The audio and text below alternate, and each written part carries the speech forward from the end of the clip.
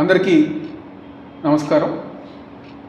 ఈరోజు ఉదయం నుంచి కొన్ని మీడియా ఛానల్స్లో, అదేవిధంగా పని పాట లేని తెలుగుదేశం పార్టీ సోషల్ మీడియాలో నేనేదో పారిపోవటానికి ప్రయత్నించానని చెప్పని అసత్య ప్రచారాలు ఈరోజు ఉదయం నుంచి ప్రచారం చేస్తాం జరుగుతుంది. ఈరోజు పారిపోవాల్సిన అవసరం కానివ్వండి, పారిపోవాల్సిన కర్మ కానివ్వండి, నాకేమీ లేదు. అలాంటి అవసరం నాకు లేదని చెప్పి ఈరోజు ఈ యొక్క మీడియా ద్వారా మీ అందరికీ చెప్పదలుచుకున్నాను.